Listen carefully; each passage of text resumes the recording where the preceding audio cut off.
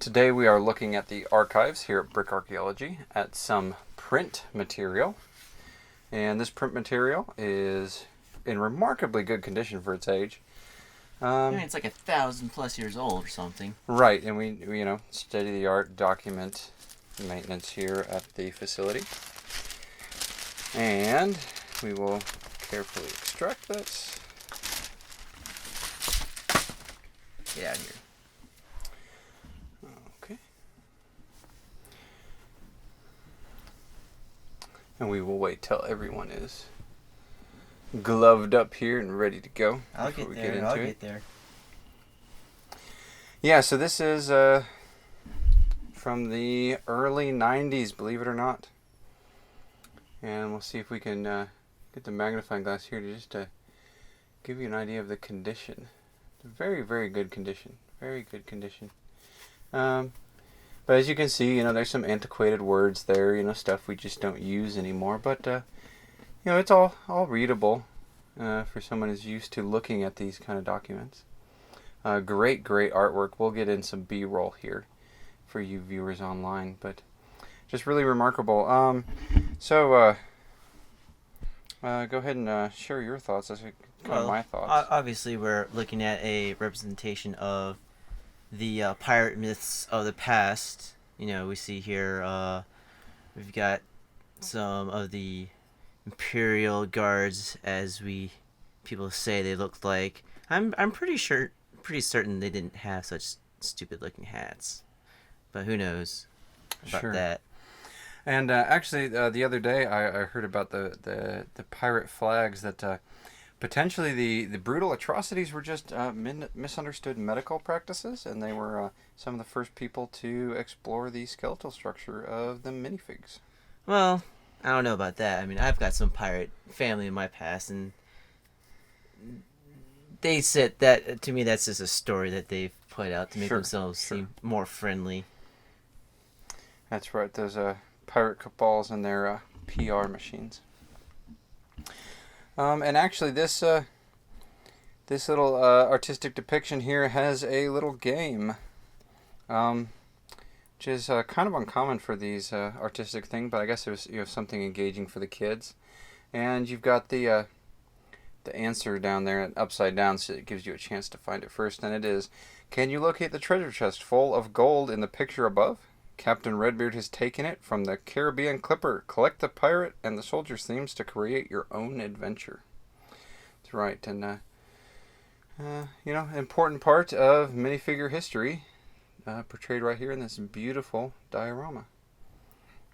Yeah, they were definitely, obviously, from looking at this whole thing, that the people of the past were really wanting to have, when teaching their kids their myths and stories, that they really wanted to be engaged in learning.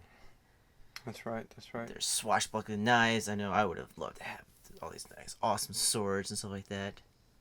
Sure. Gunpowder and cannons. Blow stuff up. And the thing with these manuscripts, trees were very rare back then, and they almost always printed two sides to these manuscripts. So we'll go ahead and, if you would help me, give me a hand carefully flipping this over. Give me that. That it's not in its protective wrapping.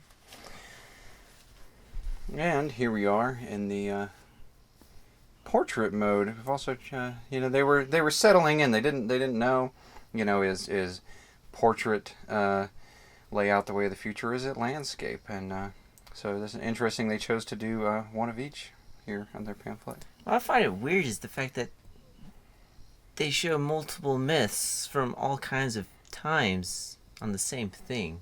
Sure. I think what they're getting here is that the universal morals, if you will, from these myths are timeless, and the lessons they teach are actually still applicable even today. So here we have space.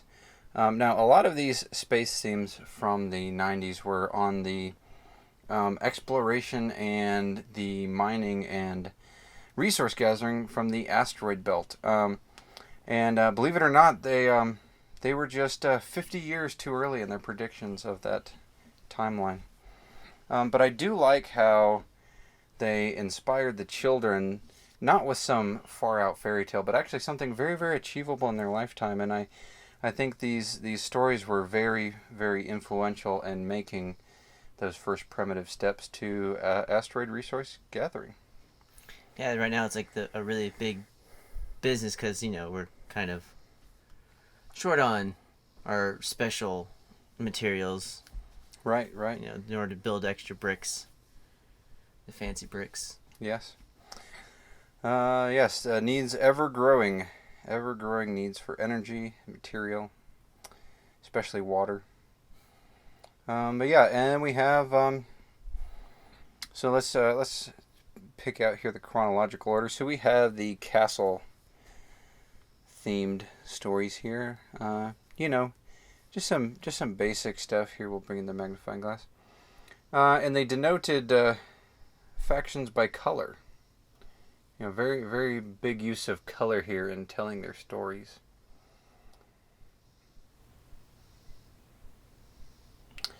And then we have your primitive industrial era here. Boring. Yeah, pretty boring stuff, but it laid the groundwork for more exciting things to come. You've got, people were theorizing about 3D printers and CNC controlled factories.